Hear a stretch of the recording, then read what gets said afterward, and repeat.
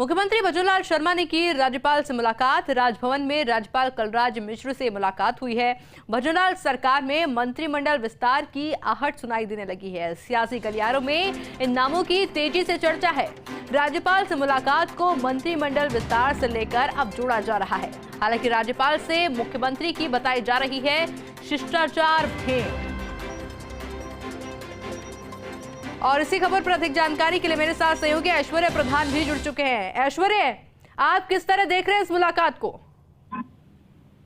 देखिए, ये जो आज की मुलाकात है, इस मुलाकात को मंत्रिमंडल विस्तार, एक छोटा सा विस्तार से जोड़कर देखा जा रहा है। उत्तर प्रदेश में भी इसी तरीके की कवायद है। योगी आदित्यनाथ आनंदीबेन पटेल से मिले थे, वहां पर भी चर्चाएं हैं कि वहां पर भी 3 से 4 मंत्री नए बनाए जा सकते हैं। इसी तरीके से राजस्थान को लेकर भी यही चर्चा है। राजस्थान में जैसे ही भजनलाल शर्मा की और कलराज मिश्र की मुलाकात हुई, मंत्रणा हुई, हालांकि 2 व्यक्तियों के बीच के संवाद में क्या कुछ बात होती है ये इतनी आसानी से बाहर नहीं आती, लेकिन राजनीतिक गलियारों में चीजें तेजी से बाहर निकलने लगती है और चर्चाएं होने लगती है। चर्चाओं में कहा जा रहा है कि कुछ नए मंत्री बनेंगे जिनमें वैश्य तबके से भी आ सकते हैं।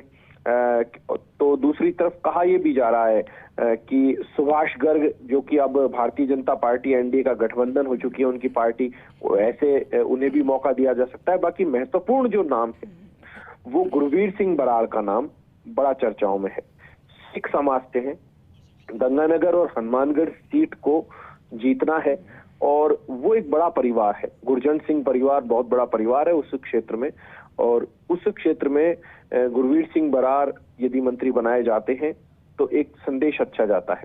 तो वहीं दूसरी तरफ एक और नाम है, वो बहुत बड़ा नाम है राजनीति का, महंत बाबा बालकनाथ। बड़ा नाम इसलिए है कि सांसद तो वो है ही, लेकिन वो धर्म से जुड़े हुए हैं, आध्यात्मिक गुरु हैं और एक बहुत बड़ी गद्दी है उनकी हरियाणा में, यादव समाज से आते हैं, तो उन्हें मंत्री बनाया जा सकता है, ऐसी चर्चाएं हैं। क्योंकि भूपेंद्र यादव भी लोकसभा चुनाव अलवर से लड़ रहे हैं, केंद्र में मंत्री है, यादव समाज से आते हैं, तो ऐसे में महंत बाबा बालकनाथ की भी काफी कुछ चर्चाएं हैं। हालांकि पहले उनके नाम को लेकर उप मुख्यमंत्री बनने तक की चर्चाएं चली थी, लेकिन महंत बाबा बालकनाथ को क्या दायित्व दिया जाना है ये देखने वाला विषय होगा। उसके अलावा एक और नाम है, उनमें है श्री चंद्र कृपलानी। उनका नाम बड़ा तेजी से चल रहा है।